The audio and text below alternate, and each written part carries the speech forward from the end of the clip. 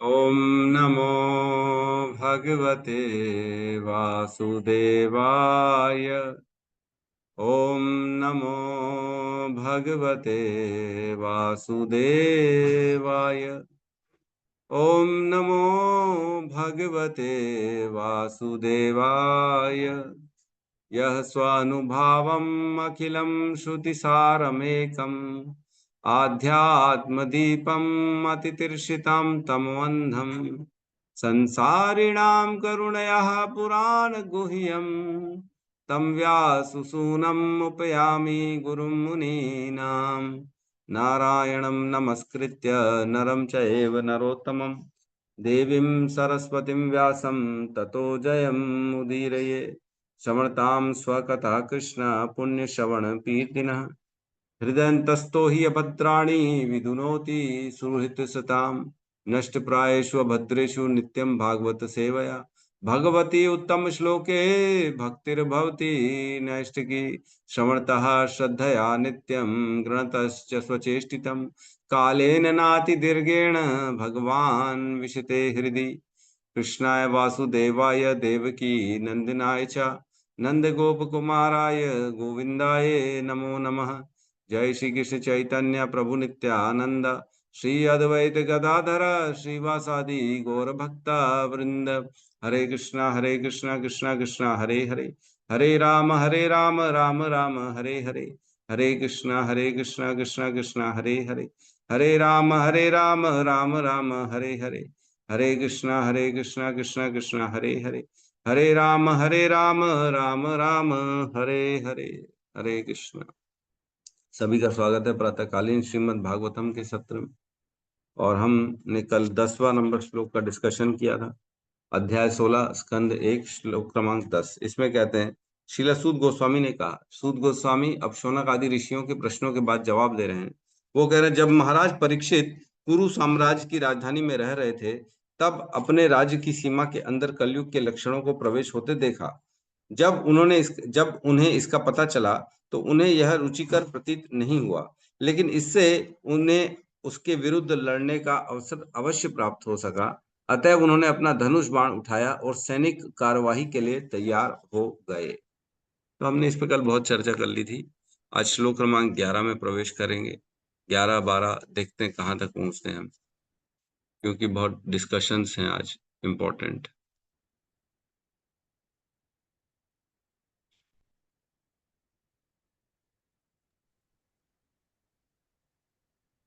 श्लोक क्रमांक 11 क्लियर है? जी प्रभु जी। जी प्रभु जी।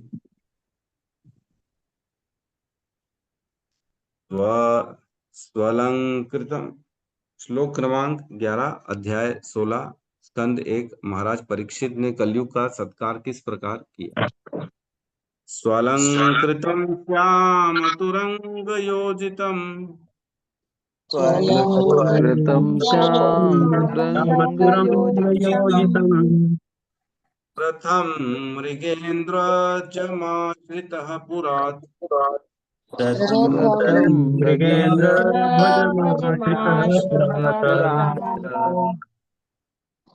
वृतो रथाश्वदीपपतियुक्तया स्वसेनया दिग्विजयाय निर्गतः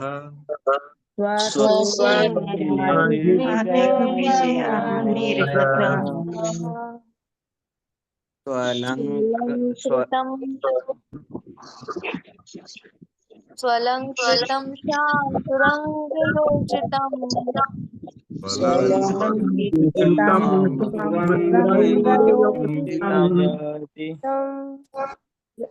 रथं मृगेन्द्रध्वजमाश्रितः पुरात्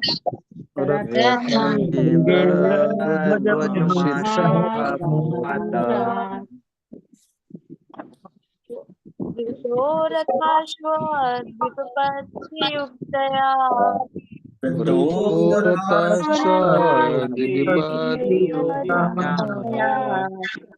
स्वसेनया दिग्विजयाय निर्गतः विजयाय निर्गतः त्वलङ्कृतं श्याम तुरङ्गयोजितं अलङ्कृतं योजितं रथं मृगेन्द्रध्वजमाश्रितः पुरात् मृगेन्द्रध्वजमाश्रितः वृतो रथाश्वद्विपतियुक्तया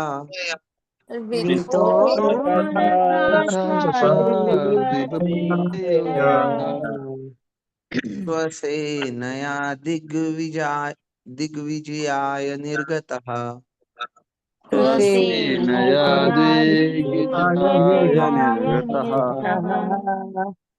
सुवलङ्कृतं सां तुरङ्गयोजितं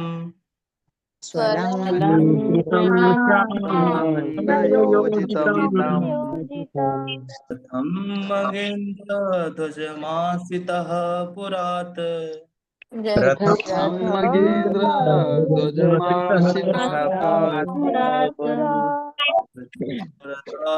रथाश्वयुक्तया ततो रथाश्वादिपिपातियुक्तया सेनया दिग्विजयाय निर्गतः स्वसेनया दिग्विजयाय निर्गतः।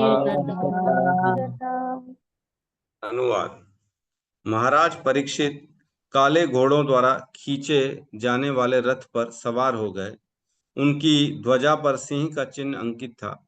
इस प्रकार सुसज्जित होकर तथा सारथियों, अश्वारोहियों, हाथियों तथा पैदल सैनिकों से घिरे हुए उन्होंने सभी दिशाएं जीतने हेतु राजधानी से प्रस्थान किया। ओम ज्ञानतिमिरन्धस्य ज्ञानाञ्जनशलाकया चक्षुरुन्मिलितं येन तस्मै श्री गुरुवे नमः। श्री चैतन्य मनोभीष्टं स्थापितं येन भूतले स्वयं रूपः कदा मह्यं ददाति स्वपदान्तिकम्। वन्देऽहं श्रीगुरु श्रीयुतपदकमलं श्रीगुरून् वैष्णवांश्च श्रीरूपं सागरजातं सहगण रघुनाथान्वितं तं सजीवं साद्वैतं सावधूतं परिजनसहितं कृष्ण चैतन्य देवं श्री राधा कृष्ण पादान् सहगण ललिता श्री विशाखान्वितांश्च। हे कृष्ण करुणा सिंधु दीनबंधु जगतपते गोपेश गोपिका कांता राधा कांत नमस्तुते। तप्त कांचन गौरांगी राधे वृंदावनेश्वरी वृषभानुसुते देवी प्रणमामि हरिप्रिये। वाञ्छाकल्पतरुभ्यश्च कृपा सिन्धुभ्य एव च पतितानां पावनेभ्यो वैष्णवेभ्यो नमो नमः।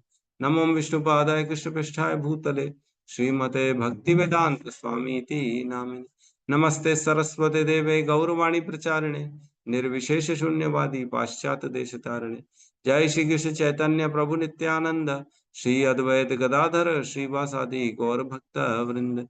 हरे कृष्णा कृष्णा कृष्णा हरे हरे हरे राम राम राम हरे हरे कृष्ण।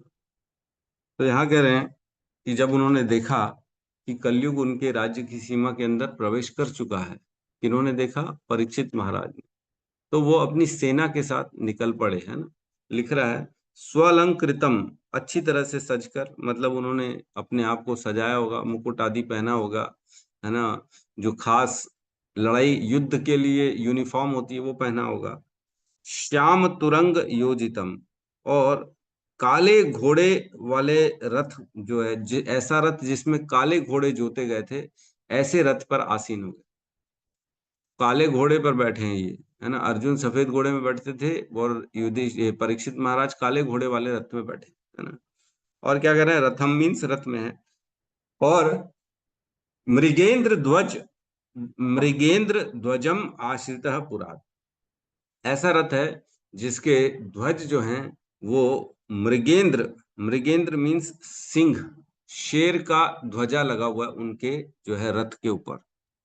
और अर्जुन के ऊपर रथ के में कौन सा ध्वजा लिखा हुआ था, किसी को याद है? हनुमान जी का हनुमान जी का रथ का चिन्ह था उनकी ध्वजा में, अपना अर्जुन के में, और इसमें शेर के ध्वजा का चिन्ह है इनके रथ में। मृगेंद्र ध्वजम आश्रितः पुरात, तो ऐसा पुरात मीन्स वह स्थान, राजधानी जहां से वो निकले, है ना, उस रथ में बैठ के वहां से निकल पड़े। फिर कह रहे हैं वृतो रथ अश्व दीपपति युक्तया, वो घिरे हुए थे रथों से, अनेक, जो उनका रथ था वो घिरा हुआ था, किससे? अश्वदल, जो घोड़े वाले उनके सैनिक होते हैं, उससे घिरा हुआ था। द्विपत्ति मीन्स हाथियों से घिरा हुआ था। युक्तया, इस तरह उनके आजू बाजू घुड़सवार थे, हाथी सैनिक थे, हाथी में बैठे हुए सैनिक थे। स्वसेनया, और पैदल सैनिक भी थे उनके साथ में। दिग्विजयाय निर्गत, जीतने के लिए निकल पड़े वो, पूरे लाव लश्कर के साथ। परीक्षित महाराज अकेले नहीं, क्योंकि पूरी पृथ्वी के नहीं है। अभी हम चर्चा करने वाले हैं अगले श्लोक में कि केवल पृथ्वी के सम्राट नहीं है वो, बहुत बड़े सम्राट हैं वो। हम आज चर्चा करेंगे कि पृथ्वी के बाहर क्या क्या है, किस प्रकार ये पूरा भूमंडल है, उसकी चर्चा करने वाले हैं। तो थोड़ा सा नोट्स अच्छे खासे बनेंगे, उसमें बना के रखिएगा। तो कह रहे हैं महाराज परीक्षित परीक्षित काले घोड़े में बैठे, पूरे लाव लश्कर के साथ, सैनिकों के साथ, हाथी वाले सैनिकों के साथ, घुड़सवारों के साथ, पैदल सैनिकों के साथ वो निकल पड़े कलयुग के ऊपर आक्रमण करने के। कभी भी राजा, जो सम्राट होता है, वो अकेले नहीं निकलता, अपने नियर एंड डियर्स, अपने सारे, जैसे प्रधानमंत्री आएगा तो अकेले आएगा क्या? बोले कल प्रधानमंत्री आने वाले रायपुर, तो अकेले थोड़ी आएंगे, 20-25 गाड़ियां उनके साथ आएंगी, उनके आजू बाजू बॉडीगार्ड्स, जेड सिक्योरिटी कमांडो सब उनके साथ रहेंगे, गनमैन रहेंगे। वो निश्चित है, वो छोड़ेंगे नहीं उनको, क्यों? उनके प्रोटेक्शन का उनका प्रोटोकॉल है। तो वैसे ही इनका भी प्रोटोकॉल है कि ये ऐसा अकेले नहीं जा सकते, तो इन्होंने ये सारे लोगों को साथ में लेके चले गए। ठीक है, तो इसमें और कोई डिस्कशन का पार्ट नहीं, इसलिए हम आगे बढ़ते हैं।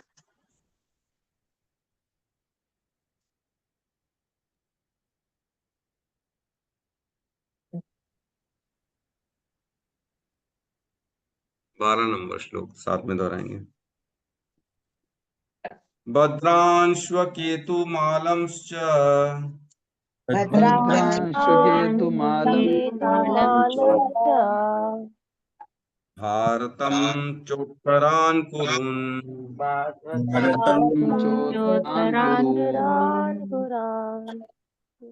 किं पुरुषादिनि वर्षाणि पुरुषादिनि वर्षाणि विजित्य जगृहे बलिम् विजित्य जगृहे बलिम्। भद्रांश्वं केतुमालं च भद्रांशुकेतुमालं च भारतं चोत्तरान् कुरून्। भारतं चोत्तरान् कुरु। किं पुरुषादीनि वर्षाणि किं पुरुषादीनि वर्षाणि या जगृहे बलिम्। विजित्य जगृहे बलिम्। हरे भद्रांशुकेतुमालं च भद्रांशुकेतुमालं च भारतं चोत्तरान् कुरून्। भारतं चोत्तरान् कुरून्। किं पुरुषादीनि वर्षाणि किं पुरुषादीनि वर्षाणि विजित्य जगृहे बलिम्। विजित्य हरे कृष्ण। भद्रास्वं केतुमालं च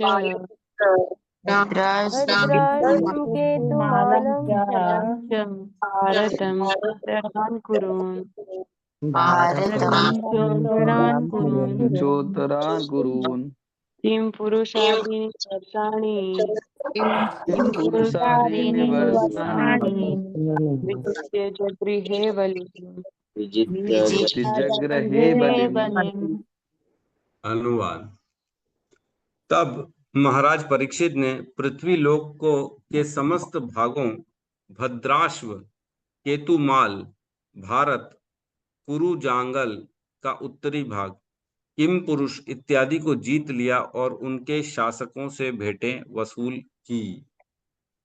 तो यहाँ पे बता रहे हैं कि जब निकल पड़े वो अपने रथ में, तो ये अनेक अनेक जगहों का नाम लिया यहाँ पे, है ना। भद्राश्व, केतुमाल, भारतवर्ष, किम पुरुष, ये सारा चीज, ये सारा जगह उन्होंने जीती और यहाँ से अलग अलग भेंटें उन्होंने स्वीकार करी।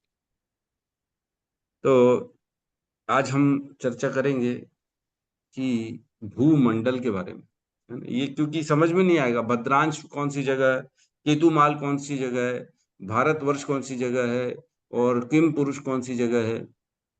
जब मैं उस दिन लेक्चर दे रहा था मंदिर में प्रहलाद महाराज के ऊपर, है ना, नरसिंह चतुर्दशी में, तो जब नरसिंह चतुर्दशी के दिन मैं वो जब कथा कर रहा था, तब देखा, कथा के दौरान मेरे को याद है कि जब नरसिंह भगवान आए थे, तब नरसिंह भगवान ने जब इसका वध कर दिया था, क्या बोलते हैं, हिरण्यकश्यपु का, जब बैठे थे तब सभी लोग उनकी ना स्तुतियां करने आए थे। बहुत सारे लोग स्तुति करने आए थे, किम पुरुष के यहाँ से लोग आए थे, है ना, इलावृत वर्ष से आए थे लोग स्तुति करने के लिए, और अलग अलग सारे जो है ना जगह है जहाँ लोग रहते हैं पृथ्वी के अलावा, वहां से भी आए थे उनकी स्तुति करने के लिए। तो हम थोड़ा सा चर्चा करते हैं कि भूमंडल क्या है ना। तो हम 14 लोकों के बारे में जानते हैं, है ना। सेंटर में पृथ्वी है, ऊपर 6 लोक हैं, नीचे 7 लोक, है ना। पृथ्वी, फिर ऊपर पितृलोक, स्वर्गलोक, महरलोक, जनलोक, तपलोक और ब्रह्मलोक, इस तरह से हमने पढ़ा है। और नीचे के जो 7 लोक हैं, पृथ्वी के तल, वितल, तलातल, तल, वितल, तलातल, रसातल, महातल, पाताल, है ना। सूतल भूल गया मैं, सॉरी, एक सूतल भी है। तल, वितल, सूतल, तलातल, रसातल, महातल, पाताल, इस प्रकार नीचे के 7 लोक हैं, और सेंटर में पृथ्वी है ना। तो सेंटर का जो लोक है ना, जिसको, जहां पे पृथ्वी है, उसको क्या बोलते हैं, भूमंडल। तो हम एक जो है ना गायत्री मंत्र भी करते हैं, जिसमें ओम भू भुवः स्वः करते हैं ना। तो ओम भू भुवः स्वः, भू का मतलब है भूमंडल, पूरा भूमंडल जहां पे पृथ्वी है, इसको भूमंडल कहा जाता है, जिसमें एक पृथ्वी छोटी सी जगह है। ओम भू भुवः, भुवः मीन्स पितृलोक, और स्वः मीन्स स्वर्गलोक।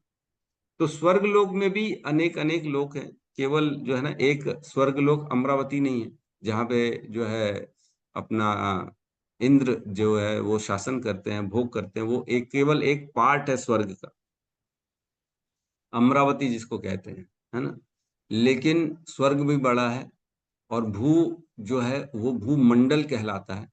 भूमंडल में उसका डिवीजन किया गया है, और उसमें एक छोटा सा कण है पृथ्वी, छोटा सा पॉइंट। तो भूमंडल जो है वो ब्रह्मांड के सेंटर में है, ठीक है। भूमंडल ब्रह्मांड के सेंटर में है, और भूमंडल जो है उसके सेंटर में एकदम ऐसा, ये सपोज करो पूरा भूमंडल है, ऐसा गोल गोल आकार में है, पूरा भूमंडल ऐसा गोल आकार है। इसके सेंटर में यहाँ पे एक ऐसा सुमेरु पर्वत है ना। सुमेरु पर्वत एकदम सेंटर में है, और ऐसा ऊपर थोड़ा सा चौड़ा है, नीचे पतला है, ऊपर चौड़ा है। तो ऐसा शेप बना हुआ है भूमंडल, उसका सुमेरु पर्वत का, है ना, ऐसा नीचे पतला और ऊपर चौड़ा, ऊपर। तो एक मैं छोटा सा आपको फोटोग्राफ दिखा रहा हूँ, दिख रहा है कि नहीं, नहीं दिख रहा है। नहीं प्रभु जी, हाँ अभी दिख रहा है। प्रभु जी वो पीछे बैकग्राउंड को हटाना पड़ा, हाँ अभी दिख रहा है प्रभु जी।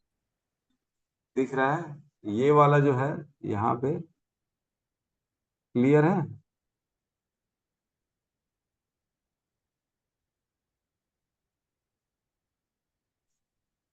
दिखा, नहीं दिखा। हम्म, नहीं प्रभु जी, क्लियर नहीं है। ठीक है, एक सेकंड।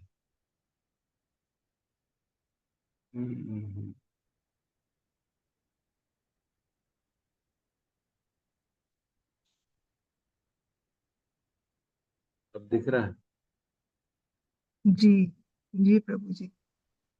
है ना। जी ये प्रभु जी, सुमेरु पर्वत clear। है, एक जैसे आइसक्रीम का कोन होता है ना, एक गौतम बुद्ध प्रभु ने डाल दिया है मेरे ख्याल से, एक बार देख लेते हैं चैटिंग।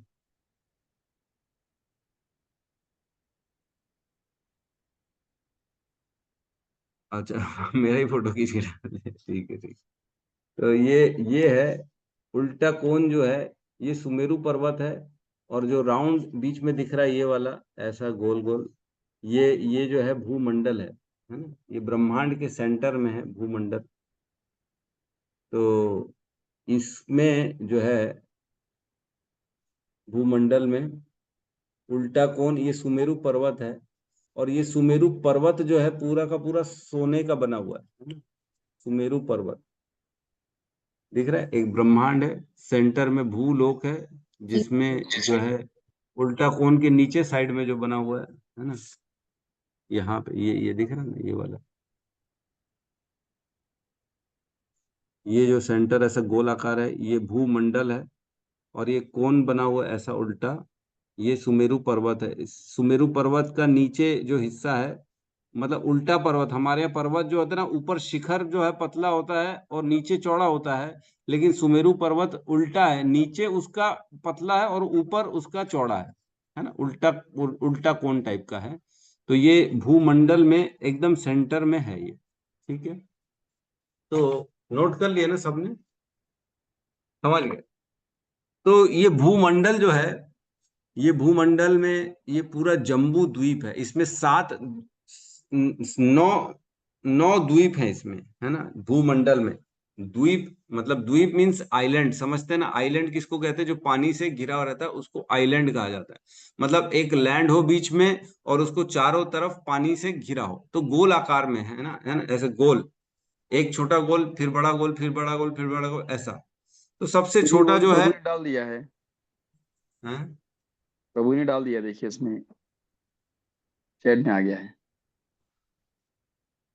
हाँ ये परफेक्ट डाला इन्होंने। तो इमेज देख पा रहे हैं, इमेज तो इसी को शेयर कर देते हैं, इमेज को ही।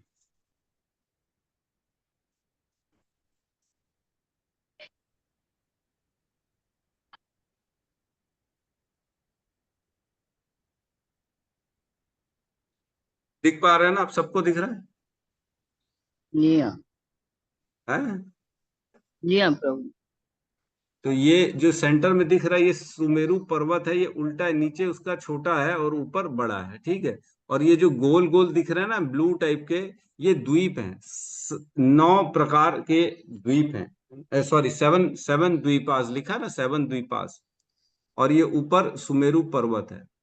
तो सुमेरु पर्वत जो है ये पूरा सोने का बना हुआ है। और सुमेरु पर्वत का जहां से उग रहा है ना, उसको जम्बू द्वीप लिखा हुआ है ना, ये देखो जम्बू द्वीप लिखा हुआ है ना, जम्बू द्वीप दिख रहा है। जी प्रभु ठीक जी। है, तो जम्बू द्वीप में ये सुमेरु पर्वत है। तो जम्बू द्वीप जो है ना, इसका आकार गोल है और इसका जो डायमीटर है ना, 1 लाख योजन है। कितना है? 1 लाख योजन है जम्बू द्वीप। उसके बाद जम्बू द्वीप के बाद जो पानी पड़ता है, क्योंकि द्वीप मतलब पानी से घिरा हुआ है ना। ऊपर के देखो, जन लोग, महर लोग, तप लोग, जन लोग ऊपर अलग है, ब्रह्म लोक तक गया है ये। और नीचे के लोग अलग है, नीचे के लिए अतल वितल सुतल तलातल रसातल महातल पाताल, है ना। फिर नीचे जाके विष्णु भगवान रहते हैं, गर्भोदक्षाई विष्णु, जिनके नाभि से ये सब निकलता है। ठीक है, दिख रहा है ना, किसी को समझ में आ रहा है ना सब। ये सेंटर वाला पूरा भूलोक कहता है, जिसमें पृथ्वी होती है। तो पृथ्वी तो एक छोटा सा इसमें दाना है, लेकिन और भी बहुत सारी जगह है जहां पे मनुष्य रहते हैं। ठीक है, हम बोलते हैं ना बहुत सारे मनुष्य, बहुत सारे 4 लाख प्रकार के मनुष्य, तो कहाँ है वो, तो हमको तो पता नहीं पड़ता। इसलिए हम यहाँ पे क्या कहते हैं, केवल पृथ्वी में। नोट कर लिया ना सबने? जी जम्मू राइट, द्वीप एक अरब क्या तुम, जम्मू द्वीप। 1 लाख योजन का जो है जम्बू द्वीप है। जो भूमि का पार्ट है वो 1 लाख योजन है। और उसका समुद्र जो है उसके बाजू में, वो भी 1 लाख योजन का, मतलब 1 लाख योजन गोल आकार है जम्बू द्वीप। उसके सेंटर में सुमेरु पर्वत है सोने का, और उसमें जो पानी घिरा हुआ है पूरा, वो भी 1 लाख योजन है। तो जम्बू द्वीप का जो पानी घिरा हुआ है उसको सॉल्टी वाटर कहते हैं, जो जो क्या खारा पानी कहते हैं, है ना। जो खारा पानी है उसका सागर है जम्बू द्वीप। जम्बू द्वीप पहला द्वीप हो गया। उसके बाद आता है दूसरा द्वीप पलाक्ष द्वीप, प्लाक्ष है ना, पलाक्ष द्वीप दूसरा द्वीप आता है। उसका जो भूमि है, मतलब पहले गोल आकार में जम्बू द्वीप हो गया, फिर उसी के चारों ओर एक और जो है पलाक्ष द्वीप हो गया। तो सुमित सरकार ने भी लगता है एक और फोटो भेज दिया, सब फोटो अरे एक के बाद एक फोटो भेज रहे हैं। नहीं, इससे क्लियर नहीं होगा, है ना, ये कहाँ है? ये तो खाली 14 लोगों का वर्णन है। नहीं नहीं, ठीक है। जम्बू द्वीप, फिर उसका सागर, फिर पलाक्ष द्वीप, फिर उसका सागर, है ना, फिर उसके बाद शालमली द्वीप, फिर उसका सागर। तो इस प्रकार 1,00,000 योजन का हुआ जम्बू द्वीप, फिर 1,00,000 योजन का उसका सागर हुआ, सॉल्टी सागर, जिसको खारा सागर कहते हैं। फिर उसके बाद जो आएगा पलाक्ष जो है द्वीप, वो रहेगा 2,00,000 योजन का, उससे डबल हो जाएगा जस्ट 2,00,000 योजन। एक योजन मतलब 8 मील, और एक योजन मतलब 12.8 किलोमीटर, है ना। एक योजन कितना होता है? 12 किलोमीटर मान सकते हैं, या 13 किलोमीटर मान सकते हैं, 13.25 किलोमीटर, 12.8 किलोमीटर।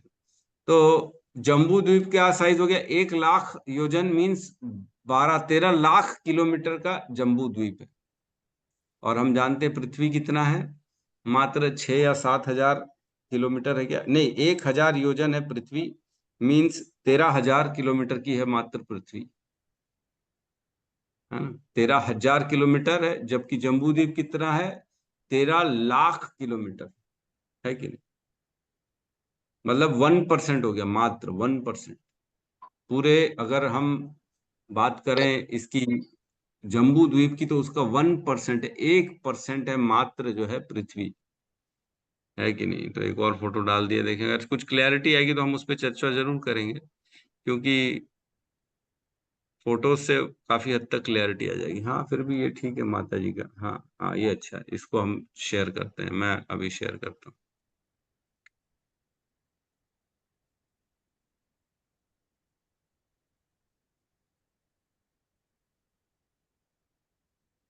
ये क्लियर दिख रहा है सबको?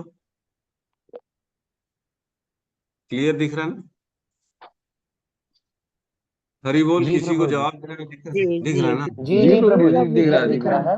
हाँ, तो ये पूरा जो है ना, ये जो दिख रहा है, ये भूलोक है ना। देखो, अब हम फिर से छोटा करते हैं, एक बार समझते हैं। ये ब्रह्मांड है पूरा का पूरा।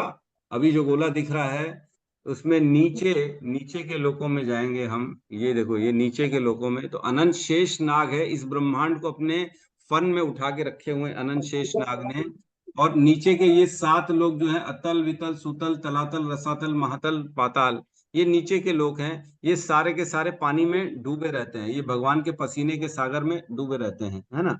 उसके बाद आता है ये सेंटर में भूलोक, जिसको कहते हैं भूलोक। और उसके ऊपर आता है स्वर्लोक, महलोक, जनलोक, तपलोक। ठीक है, अपना अपना म्यूट कर लीजिए प्लीज, म्यूट कर लीजिए, आवाज आ रही है आप लोगों की। तो भूलोक जो है, इसमें सेंटर में दिख रहा है आपको मेरू पर्वत। जो ये मेरू पर्वत है, ये पूरा का पूरा सोने का पर्वत है, ठीक है। और जम्बू द्वीप, ये जो बीच वाला हिस्सा दिख रहा है ना, जम्बू द्वीप कहते हैं। और इसके बाद जो ये ब्लू कलर का पानी दिख रहा है ना, इसमें लिखा है देखो, ओशन ऑफ सॉल्ट वाटर, ठीक है। ये खारे पानी के समुद्र से जम्बू द्वीप घिरा हुआ है, ठीक है। उसके बाद जम्बू द्वीप के बाद, जैसे एक ये ग्रीन, ये ब्लू हो गया, इसके बाद की जो भूमि आएगी ना, ये कौन सी भूमि है? ये है पलाक्ष द्वीप। और पलाक्ष द्वीप के बाद जो पानी वाला सागर है, वो कहलाएगा उसका गन्ने का रस, शुगर केन सिरप सागर है पूरा का पूरा, जिसको गन्ने के रस का सागर बना हुआ। इस प्रकार कुल मिला के 7 द्वीप बने हुए हैं, ये सारे के सारे 7 द्वीप बने हुए हैं, एक के बाद एक के बाद एक, एक के बाद एक, ठीक है। तो आप चाहें तो नोट कर सकते हैं। पहले हो गया जम्बू द्वीप, फिर हो गया पलाक्ष द्वीप, जिसके बाद सागर आता है गन्ने रस का। उसके बाद आता है शालमली द्वीप, शालमली द्वीप, है ना, उसका सागर जो होता है वो कौन सा होता है? दारू का सागर ओशन ऑफ वाइन, ये दिख रहा है ना, ओशन ऑफ वाइन, जो लाल रंग का दिख रहा है, ये ओशन ऑफ वाइन है, मतलब दारू का पूरा सागर है, सुरा सागर इसको कहते हैं, है ना। उसके बाद आता है कुश, कुश द्वीप, है ना। कुश द्वीप, कुश द्वीप के जो वो सागर आएगा वो घी का आएगा, है ना। घी लिखा है ना, ओशन ऑफ घी, बटर, मतलब पहले सिरप जो है गन्ने रस आ गया, फिर भूमि आ गई, फिर दारू का सागर आ गया, फिर उसके बाद भूमि आ गई, फिर उसके बाद आ गया घी का सागर, पूरा का पूरा सागर बना हुआ है घी का। ठीक है। उसके बाद कौन सा द्वीप आता है? उसके बाद आता है क्रॉन्च द्वीप। इसमें लिखा नहीं है क्रॉन्च द्वीप, उसमें क्रांच द्वीप है। क्रॉन्च द्वीप में उसके बाद कौन सा सागर आता है? क्षीर सागर, ओशन ऑफ मिल्क, ये लिखा ना, ओशन ऑफ मिल्क, ये आता है ना। उसके बाद आता है छठवा जो होता है वो होता है शक, शक द्वीप, है ना। शक द्वीप भी कहते हैं उसको, कई कई लोग जो है ना शाक द्वीप भी कहते हैं, शाक द्वीप है। शाक द्वीप का जो ओशन आता है उसके बाद ये आता है दूध का, पूरा का पूरा सागर है, ओशन ऑफ मिल्क, इस तरह से ये है ना। उसके बाद लास्ट जो आता है, सातवां जो आइलैंड आता है जिसको द्वीप कहते हैं, वो होता है पुष्कर द्वीप, है ना। पुष्कर द्वीप के बाहर जो जो पानी है, जो सागर है, वो कौन सा है? स्वीट वाटर पानी, प्राणी ऑफ फ्रेश वाटर, ये फ्रेश वाटर लिखा ना आखिरी वाला, देखो सबसे लास्ट वाला, ये हो गया फ्रेश पानी का सागर। उसके अंदर द्वीप, फिर सागर, फिर द्वीप, फिर सागर, फिर सबसे सेंटर में आ गया ये जम्बू द्वीप। ठीक है, समझ में आ रहा है? जम्बू द्वीप। और ये जो छोटा सा दिख रहा है ये मेरे ख्याल से पितृलोक सॉर्ट ऑफ होगा, देखते हैं, खैर वो चीजें अभी क्लियर नहीं यहाँ। ठीक है, ये समझ में आ गया सबको, जी जी प्रभु जी। प्रभु जी। जी प्रभु। है ना। तो ये जम्बू द्वीप, अब हम जम्बू द्वीप के जो है चर्चा करते हैं। जम्बू द्वीप, जम्बू द्वीप जो है सेंटर में है, फिर मैंने बताया 7 आइलैंड है। हम कहाँ रहते हैं? हम जम्बू द्वीप में रहते हैं। अब जम्बू द्वीप का जो है वर्ष जो है ना, जो जम्बू द्वीप के 9 भाग बनाए गए। ठीक है, 9 भाग हैं जम्बू द्वीप के। जम्बू द्वीप का भी देखिए, किसी को फोटो मिल रहा है क्या? इस तरह का जम्बू द्वीप है, देखिए, देखिए फोटो खोजिए गौतम प्रभु और सब लोग, जम्बू द्वीप का अगर फोटो, तो हम फोटो में भी अच्छे से चर्चा कर सकते हैं, या इसी का फोटो खींच लीजिए तो हम इसी को डाल दीजिए, तो फिर अपन चर्चा कर लेते हैं।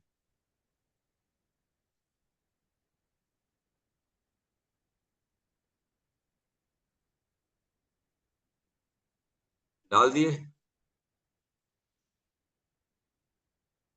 तो कुछ ही बस डाल रहा हूँ। मिल गया जम्बू द्वीप।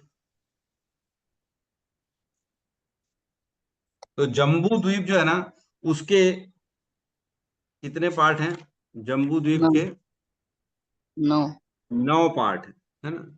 9 पार्ट है। 9 पार्ट कौन कौन से हैं? उसमें सबसे सेंटर में आता है इलावृत। 9 पार्ट जो है उनको वर्ष कहा गया है। वर्ष मतलब होता है वैली, वैली मीन्स पहाड़ों के बीच में रहने का जो स्थान को होता है उसको वैली कहा जाता है, और उसको यहाँ पे वर्ष कहा गया था। तो 9 वर्ष में डिवीजन किया गया है जम्बू द्वीप का, जिसमें पहाड़ पहाड़ पहाड़ पहाड़ हैं, अलग अलग बीच बीच में रहने का स्थान है। एक रहने का स्थान है, फिर चारों तरफ पहाड़ों से घिरा हुआ है, फिर दूसरा रहने का स्थान है, चारों तरफ पहाड़ों से घिरा हुआ। इस प्रकार जम्बू द्वीप के जो है 9 पार्ट हो गए। ठीक है, 9 पार्ट्स जम्बू द्वीप। सेंटर में क्या है? सेंटर में सुमेरु पर्वत है जो कि स्वर्ण का बना हुआ है। ठीक है, तो फिर से भेजा है प्रभु जी ने, अगर अच्छा होगा तो बहुत बढ़िया है। यस, नहीं ये इतना क्लियर नहीं है प्रभु जी, और अच्छा वाला डालो ना इसमें, इसी टाइप का रहेगा, लेकिन ये एकदम वो है, फोटोकॉपी शॉट ऑफ है, ब्लैक एंड व्हाइट है, उसमें सारे पहाड़ क्लियर होने चाहिए, डिफरेंस आना चाहिए। कोई और डालो। हाँ, ये फिर भी थोड़ा बहुत क्लियर है, नहीं ये इतना क्लियर नहीं, और भी देखो। चलो हम अभी इसी पे चर्चा करते हैं, अगर कुछ और मिलता है तो ठीक है। जैसा ये डाला था ना इन्होंने, बहुत बढ़िया डाला था ये वाला, परम आराध्य देवी दासी माता जी ने बहुत बढ़िया फोटो डाला था, उस पर चर्चा करी थी हमने। तो जम्बू द्वीप के जो है 9 पार्ट्स बताए गए हैं। 9 पार्ट में एक है जिसको कहते हैं भारतवर्ष। एक है भारतवर्ष। ठीक है, मिला क्या प्रभु जी किसी को? यस यस, वैष्णवी माता जी ने डाला। हाँ ये फिर भी बेटर है, हाँ ये ठीक है, इसमें हम चर्चा कर सकते हैं। तो मैं इसको शेयर करता हूँ अभी ग्रुप में, ठीक है। नहीं ये नहीं, इसके पहले वाला परम आराध्य माता जी जो आपने पहले डाला था वो ज्यादा अच्छा है। ठीक है, मैं तो उसी उसी पे चर्चा करते हैं हम लोग, मैं शेयर करता हूँ उसको सबको।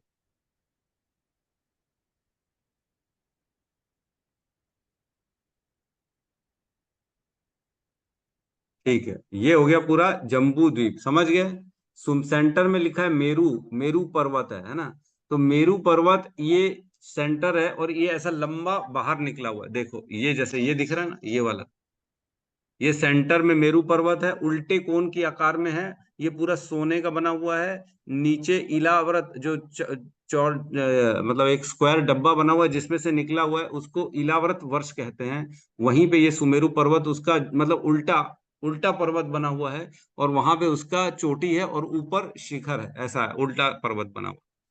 तो हम पर्वत पे नहीं चर्चा कर रहे हैं, हम जम्बू द्वीप पे चर्चा कर रहे हैं। ये जो सुमेरु पर्वत है, इसकी भी टोटल हाइट जो है वो 84,000 योजन है ना।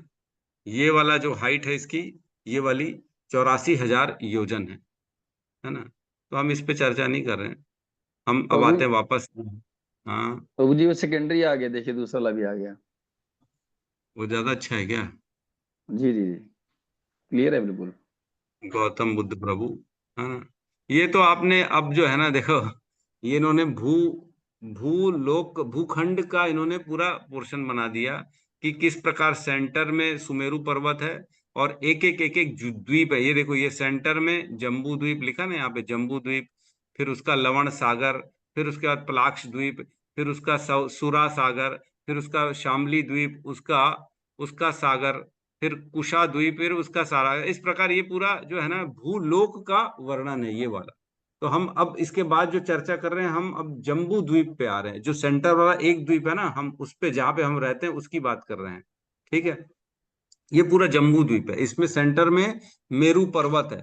ठीक है, मेरू पर्वत, और ये जो लाइंस दिख रही है ना, जैसे सबसे ऊपर क्या दिख रहा है, उत्तरा कुरु, कुरु वर्ष कहते हैं इसको, है ना, कुरु वर्ष सबसे ऊपर में दिख रहा है। उसके बाद ये जो लाइन दिख रही है ना, ये पर्वतों की लाइन है ना। ये पर्वत का क्या नाम है, श्रृंगवान पर्वत। ये जो लाइन दिख रही है, ये श्रृंगवान पर्वत की है। इस पर्वत की लंबाई चौड़ाई ये 10,000 योजन तक की इनकी हाइट, इनकी चोटियां, मतलब ऊपर जो हाइट है 10,000 योजन है। एक योजन मतलब मैंने पहले ही बताया था, लगभग पौने पौने 13 किलोमीटर, मतलब लगभग 13,000 किलोमीटर हाइट है इन पर्वतों की। तो पर्वत क्या कर रहे हैं, उत्तर कुरु वर्ष को और हिरण्यमय वर्ष को अलग अलग अलग कर देते हैं। मतलब उधर के लोग अलग, इधर के लोग अलग, समझ में आ रहा है ना, जैसे डिवीजन हो जाता है वैसा।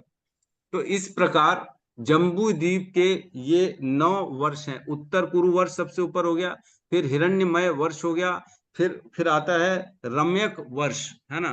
फिर उसके नीचे आता है केतुमाल वर्ष, ठीक है, और सेंटर में आता है इलाव्रत वर्ष, और इधर आता है भद्र वर्ष।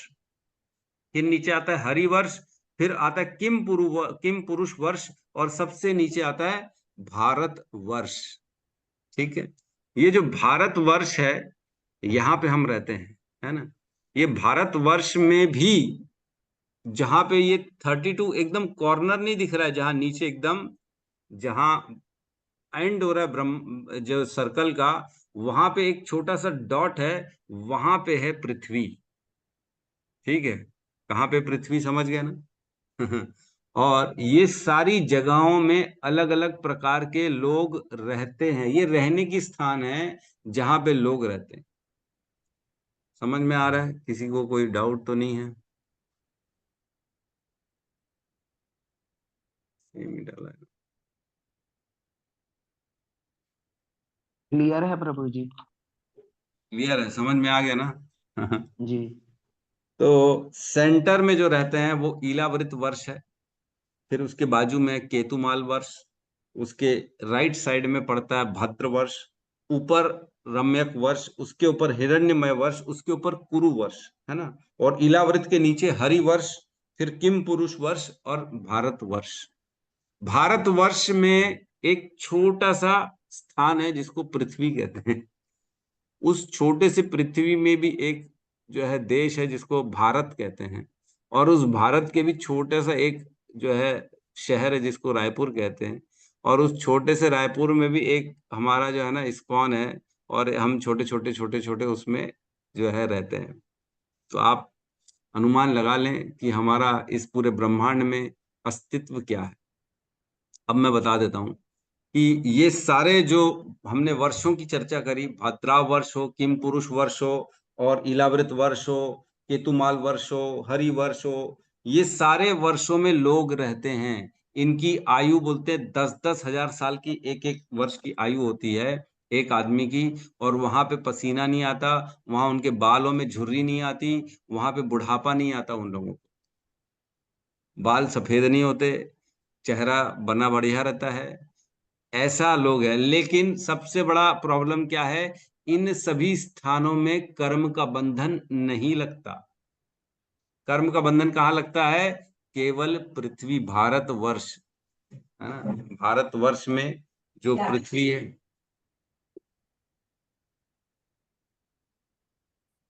पृथ्वी है, पृथ्वी वहां पे जो है अपना कर्म का बंधन लगता है, बाकी जगह कर्म का बंधन नहीं है ना।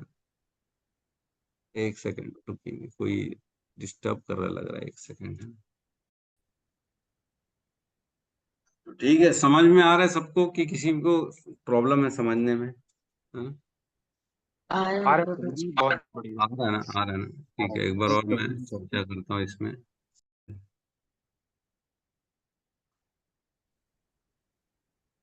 प्रभु जी इसको एक बार और एक्सप्लेन कर देंगे क्या?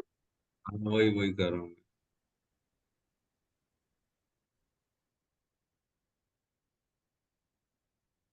देखिए, ये हो गया पूरा जम्बू द्वीप, सेंटर में हो गया मेरू पर्वत, है ना, और जहां पे मेरू पर्वत है वो ईलावृत वर्ष है, ईलावृत वर्ष। फिर उसके लेफ्ट साइड में है केतुमाल वर्ष, और राइट में है भद्राव वर्ष, भद्र वर्ष जिसको कहते हैं, है ना। और इन दोनों को जो डिवाइड करने वाले ये वाला है ना, जैसे इलाव्रत और भद्रावर्ष के बीच में जो ये लाइन है ना, ये पर्वतों की श्रृंखला है, और इन पर्वतों का नाम है गंधमादन पर्वत। ठीक है, इलावृत और भद्रावर्ष के बीच में है गंधमादन पर्वत, और ये वाला जो है केतुमाल और इलावृत के बीच में जो ये लाइन है, ये पर्वत है माल्यवन पर्वत। ये श्रृंखला, ये वाली लाइन है ना, ये माल्यवन पर्वत है। इनसे डिवीजन हो जाता है, एक तरफ केतुमाल हो गया, एक तरफ इलावृत हो गया। और अब इलावृत, केतुमाल और भारतवर्ष और राम्यक वर्ष के बीच में जो ये लाइन दिख रही है, ये लंबी लाइन, इसको कहते हैं नील एक्चुअल में नील पर्वत की श्रृंखला है। तो ये 10-10 हजार योजन इनकी हाइट होती है। तो उस साइड अलग स्थान हो गया रहने का, इस साइड अलग स्थान हो गया रहने का। तो ये राम्यक वर्ष हो गया, है ना। राम्यक वर्ष और हिरण्यमय वर्ष के बीच में जो ये लाइन दिख रही है, पर्वतों की श्रृंखला है जिसका नाम है श्वेत पर्वत, है ना। और हिरण्यमय वर्ष और उत्तर कुरु वर्ष के बीच की जो लाइन है, इसको कहते हैं श्रृंगवान पर्वत। ये सब पर्वतों से अलग अलग डिवाइड किया, इसलिए इनको द्वीप कहा गया, पर्वतों के बीच के रहने का स्थान। इसी प्रकार ये हरिवर्ष है, इसके बीच इलावृत वाला ये जो लाइन है, इसका नाम है निषाद पर्वत। और किम पुरुष वर्ष और हरिवर्ष के बीच का जो है पर्वतों का नाम है हेमकूट पर्वत। और भारतवर्ष और किम पुरुष वर्ष के बीच में जो पर्वतों का श्रृंखला, इसको हिमालय कहते हैं। तो ये हिमालय और हमारे पृथ्वी के अंदर जो हिमालय वो अलग अलग है ना, ये हिमालय वो नहीं है। भारत वर्ष जो है ये इतना बड़ा स्थान है, इसमें एक छोटा सा डॉट है, समझ लीजिए जैसे ए लिखा भारत का आखिरी का ए, उसके नीचे छोटा सा एकदम लास्ट में एक डॉट है जहां पे पृथ्वी है। इस प्रकार पृथ्वी है जहां पे पूरे कर्म लगते हैं हमारे, जो है अपने कर्म के सिद्धांत यहीं पे लगते हैं, बाकी स्थानों में कर्म के सिद्धांत नहीं लगते हैं। तो हम ऐसे पृथ्वी पे रहते हैं, ठीक है। अब जो है इसमें इसका सारा चर्चा जो अगर आप पढ़ना चाहें जम्बू द्वीप का वर्णन, तो 5वें कैंटो के 16वें अध्याय में पूरा चर्चा किया गया है ना। जो कॉस्मिक वैदिक स्ट्रक्चर ऑफ अवर यूनिवर्स, जिसको इंग्लिश में अगर आप डालेंगे वैदिक स्ट्रक्चर ऑफ अवर यूनिवर्स, तो काफी सारे वीडियोस भी आ जाएंगे यूट्यूब में, जिसमें आपको वो लोग समझाएंगे कि किस प्रकार एक डिजिटल पूरा बनाया गया है, कार्टून सॉर्ट ऑफ, जिससे बताते हैं कि ये कैसा ब्रह्मांड है। इसमें ब्रह्मांड में जो भूलोक है, जम्बू द्वीप है, मेरू पर्वत है, जम्बू द्वीप के कैसे पार्ट्स बने हुए हैं, कहाँ भारतवर्ष है। तो भूलोक जो है मतलब पृथ्वी नहीं हो गया, ओम भूर्भुवस्व जो हम कहते हैं उसमें पृथ्वी नहीं है। भू का मतलब है पूरा जम्बू द्वीप, अनेक अनेक 7 द्वीप, जिसमें हम रहते, 7 इलावृत वर्ष है, हरि वर्ष है, रम्यक वर्ष है ना, उत्तर वर्ष है, ये सारे लोग रहते हैं यहाँ पे, अनेक अनेक लोग रहते हैं, वो सारे के सारे रहते हैं। तो यहाँ पे अब वापस हम इस श्लोक में आते हैं अब जाके श्लोक समझ में आएगा थोड़ा थोड़ा कि जो है, मैं श्लोक पढ़ते हैं हम उसमें, है ना। अब देखिए, है ना, इसमें कह रहे हैं, तब महाराज परीक्षित ने पृथ्वी लोक के समस्त भागों, भद्रावश, है ना, केतुमाल वर्ष, भारत वर्ष, कुरुजांगल का उत्तरी भाग, किम पुरुष वर्ष इत्यादि को जीत लिया और उनके शासकों से भेंटें स्वीकार करी। मतलब कि जो है, जो क्या बोलते हैं, ये क्या आ गया है, 12 नंबर, है ना, हाँ ठीक है। इसका हम थोड़ा सा तात्पर्य पढ़ते हैं। तात्पर्य कोई पढ़ेगा? माता जी पढ़िए तात्पर्य। हरे कृष्ण। हरे कृष्णा। तात्पर्य द्वारा श्रील प्रभुपाद की जय। भद्राश्व, यह मेरु पर्वत के निकट का द्वीप है और यह गंधमादन पर्वत से खारे पानी के समुद्र तक फैला हुआ है। महाभारत यानी भीष्म पर्व 7.14 और 18 में इस द्वीप का वर्णन है। संजय ने महाराज धृतराष्ट्र को इसका वर्णन सुनाया था। महाराज युधिष्ठिर ने भी इस द्वीप को जीता था और यह प्रांत उनके राज्य की सीमा के अंदर आ गया था। महाराज परीक्षित को पूर्व में ही अपने पितामह द्वारा शासित समस्त देशों का सम्राट घोषित किया गया था, लेकिन उन्हें उस समय अपनी श्रेष्ठता स्थापित करनी थी जब वे ऐसे राज्यों से भेंटें लेने हेतु राजधानी से बाहर निकले थे। आगे पढ़े प्रभु जी। हाँ हाँ पढ़िए ना, पूरा पढ़िए। केतुमाल, यह पृथ्वी लोक 7 समुद्रों द्वारा 7 द्वीपों में विभक्त है और जम्बू द्वीप नामक केंद्रीय द्वीप 9 वर्षों में अर्थात 9 भागों में 8 विशाल पर्वतों द्वारा विभाजित किया जाता है। इनमें से भारतवर्ष भी एक है और केतुमाल को भी उपर्युक्त वर्षों में एक बताया गया है। ऐसा कहा जाता है कि केतुमाल वर्ष की स्त्रियां अत्यंत सुंदर होती हैं। इस वर्ष अर्थात भूभाग को अर्जुन ने भी जीता था। इस भूभाग का वर्णन महाभारत सभा पर 28.6 में उपलब्ध है। ऐसा कहा जाता है कि विश्व का यह भाग मेरु पर्वत के पश्चिम में स्थित है और इस प्रांत के निवासी 10,000 वर्षों तक जीवित रहते थे। भीष्म पर्व 6.31, इस भाग के मनुष्य सुनहरे रंग के होते हैं और स्त्रियां स्वर्ग की अप्सराओं के समान होती हैं। यहाँ के निवासी सभी प्रकार के रोगों तथा शोकों से मुक्त होते हैं। भारतवर्ष, संसार का यह भाग भी जम्बूद्वीप के 9 वर्षों में से एक है। भारतवर्ष का वर्णन महाभारत भीष्म पर्व अध्याय 9 और 10 में दिया हुआ है। जम्बूद्वीप के मध्य में इलावृत वर्ष है और इलावृत वर्ष के दक्षिण में हरि वर्ष है। इन वर्षों का वर्णन महाभारत सभा पर 28.7 और 8 में इस प्रकार दिया गया है। नगरांश च वैष्णवांश चैव नदीश्च विमलोदकाः पुरुषान् देव कल्पांश्च नारीश्च प्रिय दर्शनः। अदृष्ट पूर्वान् सुभगान् स ददर्श धनंजय सदनानि च शुभ्राणि नारीश्च अप्सरासान् निभा। यहाँ पर उल्लेख है कि इन दोनों वर्षों की स्त्रियां सुंदर होती हैं और उनमें से कुछ तो अप्सराओं के तुल्य होती हैं। उत्तर पूर्व वैदिक भूगोल के अनुसार जम्बूद्वीप का उत्तरी भाग उत्तर पूर्व वर्ष कहलाता है। यह 3 ओर से नमकीन पानी के समुद्र से घिरा है और हिरण्यमय वर्ष से श्रृंगवान पर्वत द्वारा विभाजित होता है। किम पुरुष वर्ष बताया जाता है कि यह वर्ष महान हिमालय पर्वत के उत्तर में स्थित है, जो लंबाई और ऊंचाई में 80,000 मील है और चौड़ाई में 16,000 मील है। विश्व के इन भागों को भी अर्जुन ने जीता था। सभा वर्ष 28.1 और 2 में किम पुरुष लोग दक्ष की पुत्री की संतानें हैं। जब महाराज युधिष्ठिर ने अश्वमेध यज्ञ किया था तो इन देशों के निवासी भी उस उत्सव में भाग लेने आए थे और उन्होंने सम्राट का यशगान किया था। विश्व के इस भाग को किम पुरुष वर्ष या कभी कभी हिमवती यानी हिमालय के प्रांत कहा जाता है। कहा जाता है कि श्रील सुखदेव गोस्वामी इस हिमालय प्रांत में पैदा हुए थे और वे हिमालय देशों को पार करके भारतवर्ष आए थे।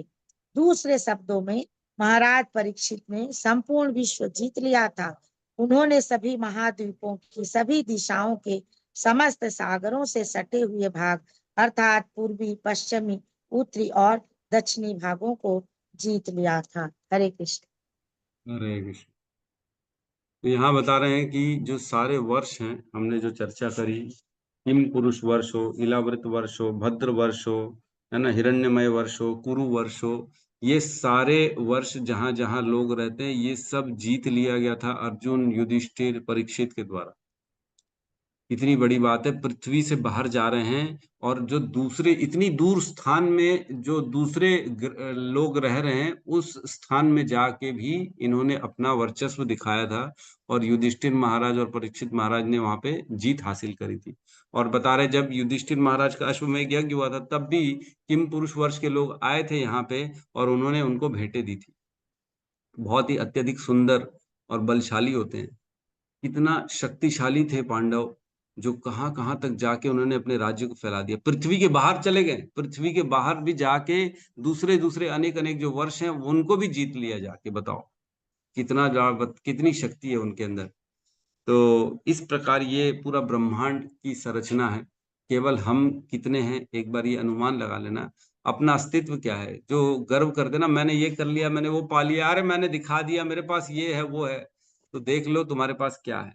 उनके पास 10,000 साल की आयु है, वो सुंदर होते हैं, उनके पास कोई बीमारी नहीं है, किसी भी प्रकार का कोई तकलीफ नहीं है, और हम थोड़ा ही कुछ पा लेते हैं तो गर्वित हो जाते हैं कि अरे मैंने तो ये कर लिया, मैंने तो वो कर लिया। हमारा अस्तित्व वाकई में एक चींटी से भी कम है इस ब्रह्मांड में अगर देखा जाए। जैसे हम चींटियों का अस्तित्व देखते हैं ना, चींटी क्या कर लेगी, पैर के नीचे मसल देंगे, वैसी हम हैं, हमारा कोई अस्तित्व नहीं है। लेकिन एक बहुत बड़ा हमारे को भगवान ने कृपा दे दी है कि ऐसी जगह स्थान दिया है जहाँ पे कर्म के बंधन, कर्म के नियम लागू हैं। बाकी जगह कर्म के नियम लागू नहीं हैं। बहुत इंपॉर्टेंट है, वहां कुछ भी करेंगे तो उसका कोई लेना देना नहीं है, कोई पूछने नहीं वाला है सही किया कि गलत किया। लेकिन यहाँ पे सही और गलत का फैसला है। यहाँ पे अगर हम अच्छा करेंगे, भगवान का नाम लेंगे, तो तुरंत अपने सारे कर्मों के बंधन से हम बाहर निकल जाएंगे। तो इस प्रकार ये ब्रह्मांड के द्वीपों का वर्णन है। किसी का कोई प्रश्न है तो हम ले सकते हैं। प्रभु आजकल उस द्वीप में जा नहीं सकते।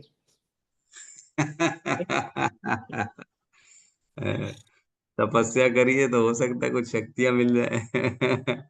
अर्जुन तो स्व शरीर स्वर्ग तक चले गए थे। स्वर्ग में भी वो निवात कवच नाम के असुर थे, उनको वध कर दिया था, जिसको इंद्र ने नहीं हरा पा रहे थे। इतनी शक्ति थी, बताओ। स्वर्ग तक चले गए, स्व शरीर चले गए। तो हमारे अंदर तो वो बल ही नहीं है, दूर दूर तक बल नहीं है। हम तो यहाँ से अगर बोले दिल्ली जाएं, खुद से अपने बल पे तो जा नहीं सकते, ट्रेन पकड़नी पड़ेगी, फ्लाइट पकड़नी पड़ेगी, तब दिल्ली जाएंगे। तो अर्जुन का सोचो सामर्थ्य ऐसा था, एक दिन में वो ब्राह्मण के बच्चे को 14 लोकों में, पूरे लोकों में ढूंढ लिया उसने, एक दिन में। याद है कथा हमने जो चर्चा करी थी, द्वारका में एक ब्राह्मण था जिसके सब बच्चे, 9 बच्चे खत्म हो गए। 10वें बच्चे के समय फिर अर्जुन ने पूरा डोम बना दिया अपने बाणों से, बोले मैं रक्षा करूंगा, देखता हूँ कौन इसको मार के ले जाता है। और उसके अंदर से भी बच्चा गायब हो गया। तो बोले मैं अभी ढूंढता हूँ। 14 लोग में गए, यमराज तक के पास गए अर्जुन ढूंढने कि कहाँ बच्चा, तुम तो नहीं लेके आ गए उसको मार के। तो बोले यमराज जी बोले मेरे पास नहीं है। तो इतना सामर्थ्य था उनके पास, हमारे पास तो पड़ोसी का घर छानने का सामर्थ्य नहीं। क्यों? ठीक है, यस रघुनाथ दास जी कहिए। हरे कृष्णा प्रभु जी, दंडवत प्रणाम। प्रणाम प्रणाम। प्रभु जी, मेरा प्रश्न है कि जैसे वहाँ कर्म का बंधन नहीं लगता, तो प्रभु जी वहाँ जो जन्म मृत्यु जरा व्याधि है या अ, भय आहार निद्रा मैथुन है, तो ये जो है ये तो वहाँ भी लगता होगा ना प्रभु जी?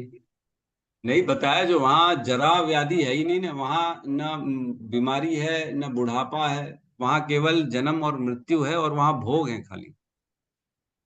तो जिस प्रकार स्वर्ग में जाता है व्यक्ति भोगने के लिए, जैसे हम बताते हैं ना अच्छे कर्म करने से स्वर्ग में जाते हैं भोगने के लिए, उसी प्रकार जितने अगर स्वर्ग के लायक पुण्य नहीं होते हैं और लेकिन कुछ अच्छे कम कर्म किए हैं, तो उनको इन लोकों में भेज दिया जाता है, फिलहाल तुम भोगने चले।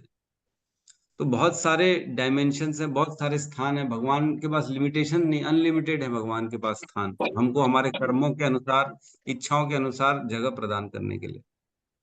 कि देवता नहीं बनाना है, स्वर्ग लोक में नहीं भेजना है, तो इधर भेज दिए, है ना, इलावृत भेज दिए, किम पुरुष वर्ष भेज दिए, इस प्रकार भेज दिए। जी, तो प्रभु जी जैसे कि जो उच्च लोक है, जैसे कि स्वर्ग लोक इत्यादि, वहां पर जन्म मृत्यु के अलावा जरा व्याधि वहां होती है कि वहां भी केवल वहां जन्म पे भी मृत्यु नहीं, होता है?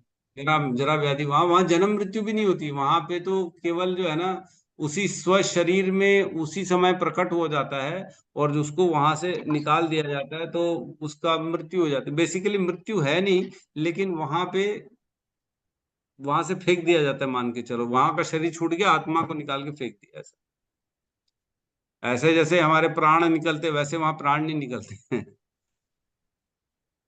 जी, तो प्रभु जी ये अपन कह सकते हैं, हम कह सकते हैं कि जो हमारी पृथ्वी को छोड़ के अन्य जितने इवन ब्रह्मा तक भी जो है वो जन्म मृत्यु मतलब मृत्यु नहीं है, वो पद से केवल उनको हटाया जाता है, उनको रिजाइन करवाया जाता है, या रेस्टिगेट किया जाता है उनको एक समय हो जाने के बाद में, एक मनवंतर कंप्लीट हो जाने के बाद में। लेकिन जरा और व्याधि मतलब नहीं होता होगा, है ना प्रभु जी? हाँ हाँ हाँ, बिल्कुल सही, जरा व्याधि नहीं होता। लेकिन इसमें एक सवाल प्रश्न उठता है कि जैसे ब्रह्मा जी को देखते हैं, तो ब्रह्मा जी अभी बुढ़े दिखते हैं, है कि नहीं? तो ब्रह्मा जी बहुत वृद्ध दिखते हैं, उनकी दाढ़ी वाड़ी सफेद हो गई, वो उनका शरीर बढ़ रहा है, धीरे धीरे धीरे धीरे बढ़ रहा है। तो इस पे टिप्पणी करना थोड़ा सा मुश्किल है, समझ में नहीं आता कि क्या उनकी परमानेंट ऐसा ही दिखते हैं या उनकी भी बढ़ रही है, वृद्धि हो रही है। तो इसमें थोड़ा सा संशय है, इसलिए मैं एग्जैक्टली मैं नहीं बता सकता कि वहां पे ये वृद्धि होती है कि जरा।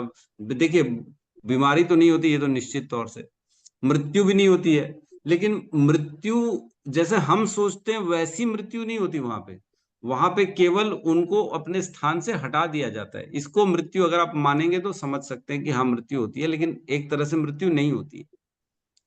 जैसे हम रोते हैं, बड़ा बीमार हो गया, अंत समय आ गया, बस भगवान को याद कर लो, अब बस तुम्हारा कुछ नहीं बचा, डॉक्टर बोलते हैं इसके पास कुछ समय बचे हुए, ऐसा नहीं होता वहां। वहां समय आया, तुरंत शरीर, आदमी का आत्मा निकल जाती है बाहर, शरीर वहीं छूट जाता है। तो वहां पेनलेस सॉर्ट ऑफ जो है ना, अपने शरीर से निकाल दिया जाता है, इस टाइप से होता होगा वहां पर। एग्जैक्टली तो हम कभी पढ़ेंगे आगे चल के तो और समझ में आएगा, किसी जगह कहीं ऐसा सुने तब समझ में आएगा। लेकिन स्वर्ग में और जैसे ये वर्षों में तो वृद्धि भी नहीं होती, बुढ़ापा नहीं आती, ये तो क्लियर हमने पढ़ा है। लेकिन क्योंकि वो सीनियर हैं, जैसे सप्त ऋषि वाले स्थान है, ऊपर के महर लोग, तप लोग है, यहाँ पे जो ऋषि हैं उनकी उम्र दिखती ज्यादा है, लेकिन परमानेंट ऐसी है कि कैसी है पता नहीं मेरे। जी ठीक है प्रभु जी, हरे कृष्णा, हरे धन्यवाद प्रभु। कृष्ण, धन्यवाद। यस सावित्री माता जी। हरे कृष्णा प्रभु जी, दंडवत प्रणाम। प्रभु जी, ये हाँ, कर्म का बंधन सिर्फ मृत्यु लोक में है क्या, और यहाँ पर क्यों है तो यहाँ पर ही क्यों है? अच्छा है तो यहाँ पर ही क्यों है? जी। इसका सवाल का जवाब मैं कैसे दे दूं? आप यहाँ पर क्यों हैं? आप हमारे इसमें क्यों है? प्रभु जी, बताइए। कर्मों की वजह से ही है ना, वही तो बोल रहे हैं, बाकी जगह तो कितने अच्छे है ना, कर्मों बाकी की जगह वजह से तो कितने आप अच्छे। यहाँ पे हो, मृत्यु लोक में, और क्या। प्रभु जी, फिर देखो वो ऐसा है, लोग जी। देखो ऐसा है, आप ये समझिए कि कितने जन्मों के बाद हमको इस स्थान में आने का मौका मिलता है, भारतवर्ष, भूखंड भारतवर्ष है, ताकि हम दोबारा अपने कर्म, इस एक जीवन के मनुष्य शरीर में जो हम कर्म करते हैं ना, इससे अनेकों जीवनों को हम रचना करते हैं। मतलब एक जीवन से करोड़ों करोड़ों, एक मनुष्य का आज जो जीवन हमने जिया, इसके कर्मों के आधार पर हमको करोड़ों योनियां मिलती हैं आने वाली। तो वो कभी कौन सी योनि में होगी, कभी इलाव्रत में चले जाएंगे, कभी किसी और योनि में चले जाएंगे, कभी नीचे के लोकों में चले जाएंगे, कभी ऊपर के लोकों में चले जाएंगे।